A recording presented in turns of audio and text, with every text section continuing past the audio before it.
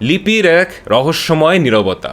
সিন্ধু সভ্যতার মানুষরা লিখতে জানতো, কিন্তু তাদের সেই 4000 বছরের পুরনো লিপি আজও কেউ পড়তে পারেনি। মজার ব্যাপার হলো, তারা ডান দিক থেকে বাম দিকে লিখতো। যেহেতু আমরা তাদের ভাষা উদ্ধার করতে পারিনি, তাই আমরা জানি না যে তারা তাদের নিজেদের শহরকে আসলে কী নামে ডাকতো বা তাদের রাজাদের নাম কী ছিল। তাদের ইতিহাস আজও এক বিশাল রহস্যের আড়ালে বন্দী। দ্বিতীয়, যুদ্ধহীন এক অদ্ভুত সভ্যতা।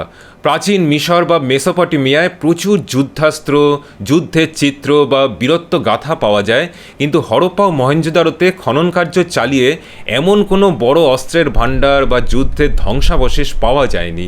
ঐতিহাসিকদের ধারণা, তারা হয়তো অত্যন্ত শান্তিপ্রিয় এবং বাণিজ্যিক মানসিকতার ছিল। বিশাল কোনো সেনাবাহিনীর বা সম্রাটের বদলে হয়তো সমাজের সাধারণ মানুষের সুখ স্বাচ্ছন্দ্যই ছিল তাদের মূল লক্ষ্য। তৃতীয়, প্রাচীন বিশ্বের প্রথম ডেন্টিস্ট্রি বা দন্ত চিকিৎসা পাওয়া গেছিল এখানেই। মেহেরগড় এবং হরপ্পার এমন কিছু মানুষের দাঁত পাওয়া গেছে যাতে সূক্ষ্ম ছিদ্র করা ছিল। গবেষকরা মনে করেন যে তারা পাথর বা হাড়ের তৈরি সূক্ষ্ম ড্রিল ব্যবহার করে দাঁতের চিকিৎসা করত।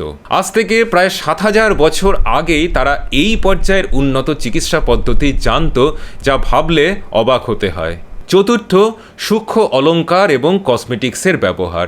হরপ্পার নারীরা এবং পুরুষরাও অত্যন্ত শৌখিন ছিলেন। খনন কার্যে এমন কিছু ছোট ছোট পাত্র পাওয়া গেছে যা থেকে বোঝা যায় যে তারা চোখের কাজল, লিপস্টিক, এমনকি ফেস পাউডারও ব্যবহার করতেন। তারা অত্যন্ত দামি পাথর যেমন লাপিস লাজুলি দিয়ে গয়না তৈরি করতেন, যা তারা মেসোপটেমিয়ার থেকে আমদানি করতেন।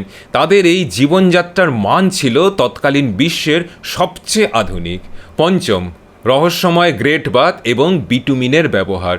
মহেঞ্জোদারোর বিশাল স্নানাগারটি শুধুমাত্র একটা পুকুর ছিল না, এর মেঝের ইটগুলো আটকানোর জন্য তারা বিটুমিন বা প্রাকৃতিক আলকাতরা ব্যবহার করেছিলেন, যাতে জল বাইরে না যেতে পারে।